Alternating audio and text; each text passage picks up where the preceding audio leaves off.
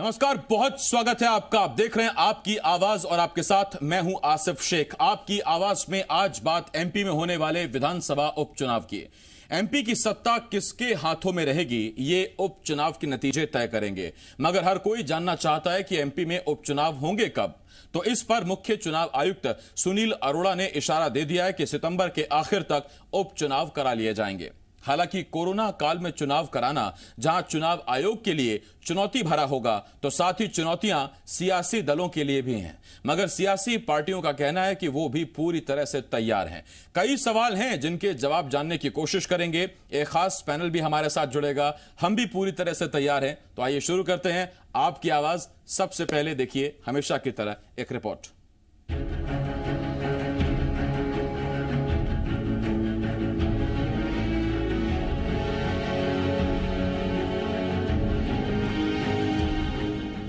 MP में सत्ता किसके हाथों में रहेगी? क्या बीजेपी सत्ता पर बरकरार रहेगी या कांग्रेस एक बार फिर दमदारी से वापसी करेगी? इस सवाल का जवाब देंगे प्रदेश में 26 सीटों पर होने वाले उपचुनाव के नतीजे।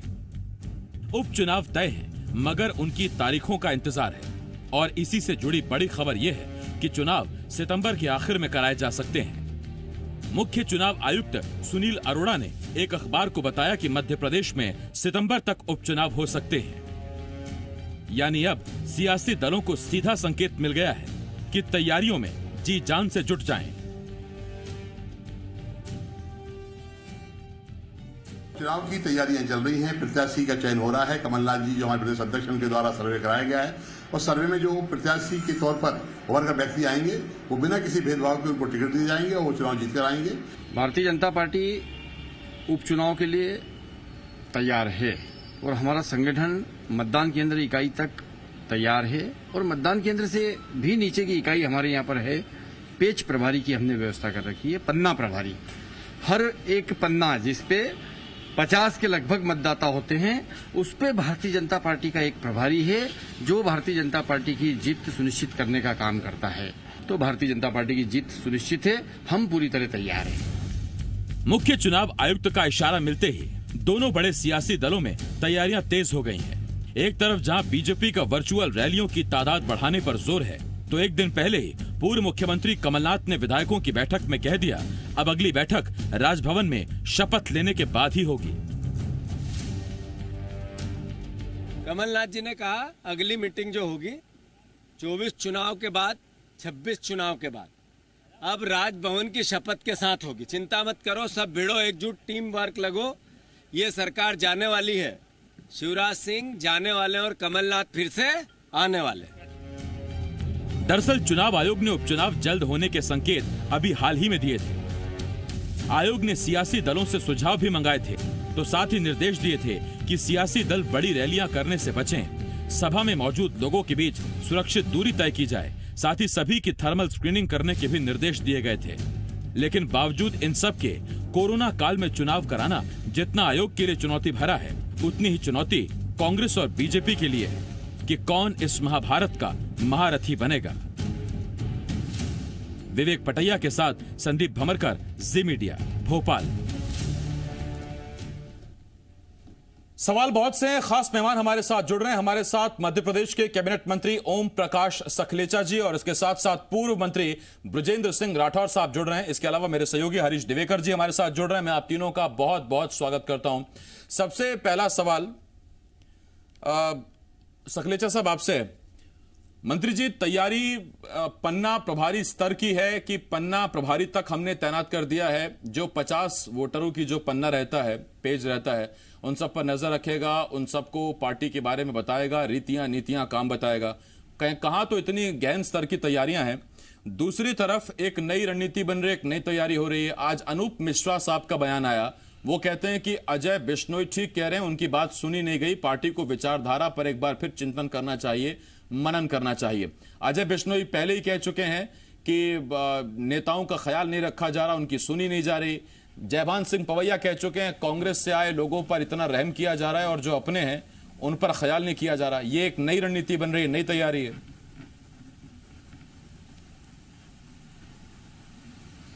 नमस्कार।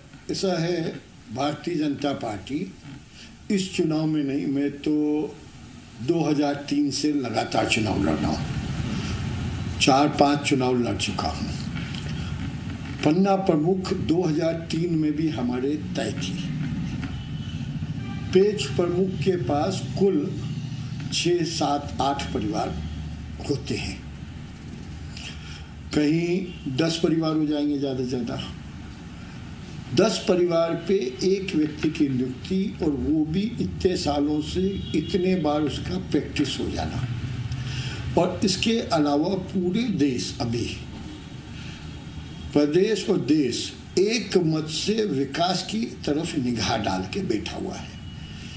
मैं सिर्फ इतना सा सवाल, हमारे सम्मानीय विजेंद्र राठौर जी, वो भी मंत्री रहे, मेरे अभिन्न मित्र हैं,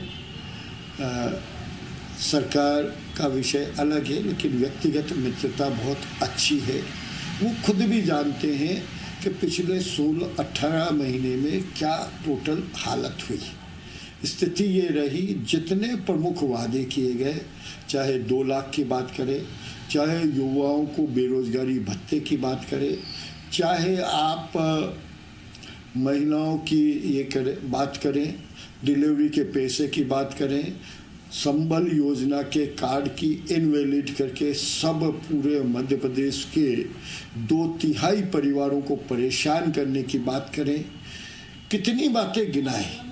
वो सब जो भी छोटे गरीब के लिए एक भी काम होता था, या मैं ये बात करूं कि पूरे मंत्रिमंडल, अभी तक तो कमलनाथ जी की बात करते हैं, मंत्रिमंडल के एक भी मंत्री ने कोरोना के लिए क्या तैयारी करी उसके बारे में इतने सवाल पूछे, एक का भी सवाल का उत्तर, तो देखिए मंत्री जी, अभी उपचुनाव में वक्त है, चूंकि नंबर के आसपास इशारा दिया गया है, उस पर तो हम डिबेट करेंगे, लेकिन आपसे एक सवाल ये, ये सब बातें सिर्फ उपचुनाव, अगर पन्ना प्रभारियों को इतनी प्रैक्टिस हो गई और पन्ना प्रभारी इतने वक्त से काम कर रहे हैं, तो फिर 2018 दिसंबर में क्या हुआ था सर?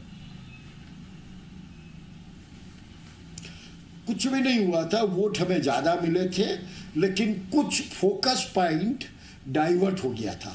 कुछ जगह अति विश्वास में कुछ कमियां रही होगी जरूर, विशेषकर वही संभाग जहां से अब कांग्रेस वैसी साफ हो गई।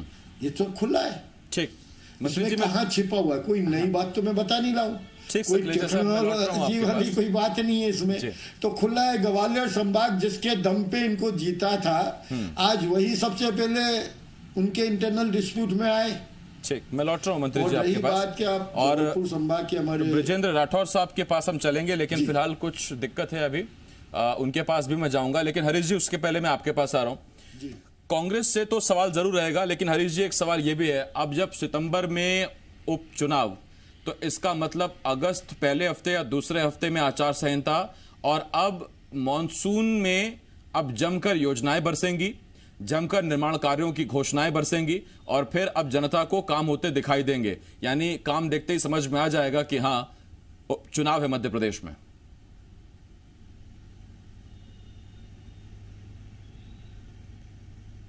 हाँ से बिल्कुल सही कहा, राजनीति का मानसून शुरू हो जाएगा और सौगातों की बरसात होगी, और शिलान्यास, भूमि पूजन अब आपको हर जगह होते दिखाई देंगे, और ये एक तरह से चुनावी वादे हैं, जनता को प्रलोभन दिया जाएगा और जनता वोटरों को दिखाए। लेकिन मुख्य बात आसिफ ये है कि कोरोना महामारी के अंदर अब ये जनता बीच कैसे जाएंगे, राजनेताओं को इस बात की चिंता है, सबसे ज़्यादा चिंता प्रत्याशी को है, वो कैसे ज़्यादा से ज़्यादा जनता तक पहुंच पाए, कैसे कवर करे विधानसभा क्षेत्र को। और कोरोना प्रोटोकॉल के तहत हम लोगों की निगाहें रहेंगी, हम लोग बराबर देखेंगे कितना प्रोटोकॉल का पालन कर रहे हैं, वो एक इशू बनेगा।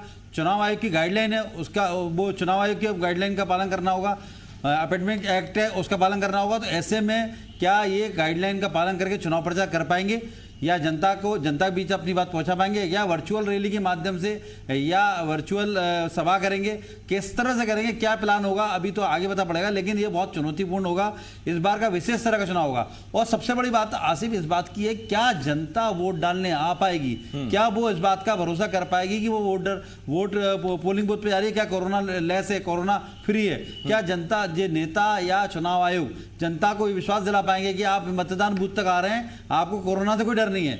ये बहुत बड़ी बात है। तो ऐसा नहीं हो, वोटिंग प्रतिशत कितना होगा ये भी देखने वाला होगा, ये विशेष परिस्थिति में होने वाला उपचुनाव है, सामान्य परिस्थिति में नहीं है। ऐसे में और सबसे बड़ी बात है कि ग्वालियर चंबल में जो चुनाव है 16 और अधिकांश ग्रामीण क्षेत्र में, तो वहां के वोटर को कैसे लाएंगे? बारिश का मौसम होगा, मानसून होगा, सड़कें, हर पोलिंग बूथ पर किस तरह की व्यवस्था रहेगी, ये चुनाव आयोग के लिए चुनौती है। लेकिन इन्हीं तैयारियों में, इन्हीं हालातों में सियासी दल कैसे चुनाव लड़ते हैं वो भी बहुत बड़ी चुनौती है। डॉक्टर हरीश जी आपके पास। ब्रजेंद्र सिंह राठौर साहब, पूर्व मंत्री, कांग्रेस के विधायक, दिग्गज नेता हमारे साथ जुड़े हुए हैं। राठौर साहब, आपका बहुत बहुत स्वागत है। अब आवाज पहुंच रही है सर आप तक, आप सुन पा रहे हैं?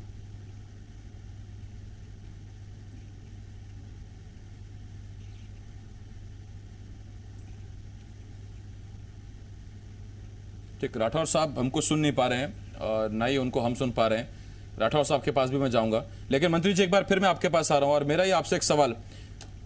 अजय बिश्नोई ठीक है जबलपुर, लेकिन अनूप मिश्रा, जयभान सिंह पवैया, जिनका मैंने पहले सवाल में जिक्र किया, और उसी ग्वालियर चंबल संभाग का आप भी जिक्र कर रहे हैं साहब, कुछ तो इनका भी जनाधार होगा, कुछ तो इनके भी कार्यकर्ता होंगे जो इनकी वजह से आपसे खफा हैं। नहीं, उन सबको समय के साथ मना लिया जाएगा। अनूप मिश्रा जी उस परिवार से है जिस परिवार ने देश को प्रधानमंत्री दिया, जिस परिवार ने देश के में जब भारतीय जनता पार्टी बनी तो उसके सबसे पहले अध्यक्ष रहे, जनसंघ के वो संरक्षक मंडल रहे, तो कहीं कोई चिंता नहीं है। और दो और बड़ी महत्वपूर्ण बातें मैं बताना चाहता हूँ। जनता को ये पता है कि शिवराज जी ने क्या दिया था। शिवराज जी वादे के बजाय किसने संबल योजना का काम करा, किसने संबल योजना लागू करी, किसने डिलीवरी के समय पैसे हर घर में पहुंचाए, किसने स्कूल में बच्चों को लैपटॉप दिया, किसने मध्य प्रदेश जहाँ एक सड़क ठीक नहीं होती थी, आज सड़कों का जाल भारत का सबसे पहला बन गया। आज बिजली 24 घंटे कौन सी सरकार ने दी। तो ये अचीवमेंट सामने सबके दिख रहे हैं। जनता थोड़ा सा कुछ विधानसभा में ये प्रॉब्लम आई थी कि वो 2 लाख के लालच में और युवाओं को जो बोला गया था कि बेरोजगारी भत्ता, उसके लालच में कुछ लोग आके उलझ गए। और आज भी वो लोग हमारे पास भी आ रहे हैं कि साहब हमारे साथ धोखा हो गया, हम एक तरफ से पिट चुके हैं, दोबारा आप हमें कैसे भी बचाएं।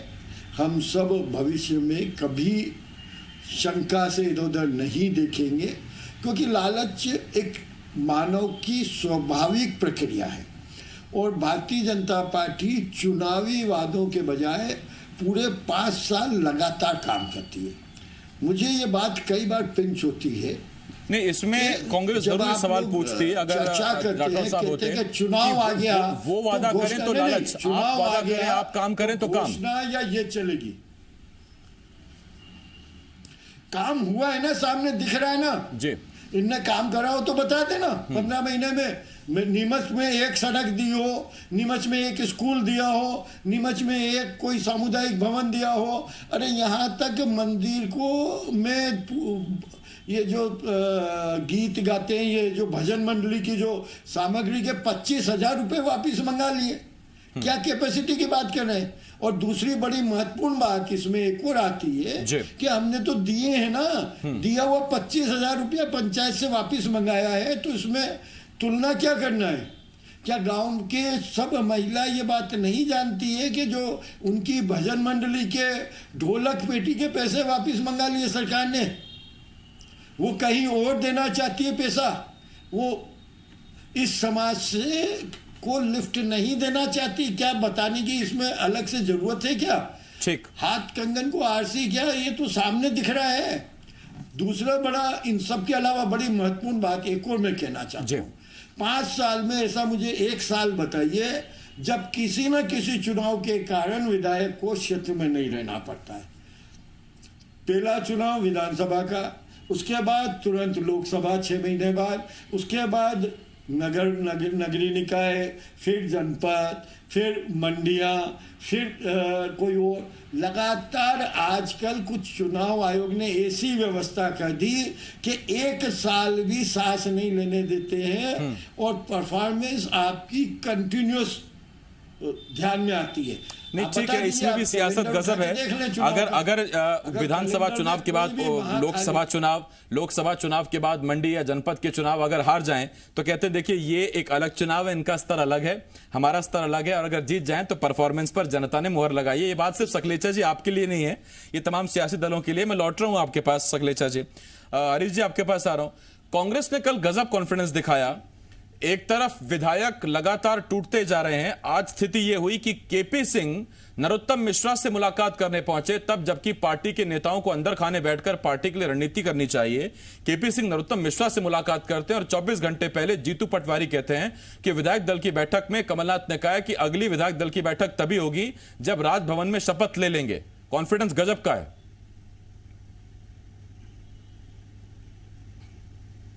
कुछ नहीं उनसे बस ये हाँ से बिल्कुल आपने सही सवाल कहा। नहीं अब पूछा, मॉरल बूस्टअप तो करना ही होगा, और कमलनाथ और जो सीनियर लीडर्स हैं उन्होंने मॉरल बूस्टअप किया विधायकों का, और उन्होंने ये बताने की कोशिश की, जो सर्वे रिपोर्ट दिखाई गई कि जो सर्वे रिपोर्ट आई है हम चौंकाने वाली है, हम हर सर्वे में जीत रहे हैं।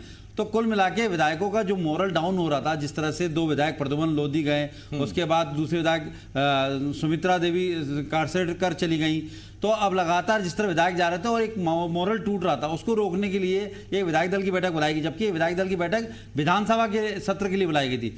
चूंकि विधानसभा सत्र के निरस्त हो गया, लेकिन फिर भी उस विधायक दल की बैठक को निरस्त कंटिन्यू किया गया, जिससे विधायकों का मोरल बूस्टअप किया जाए।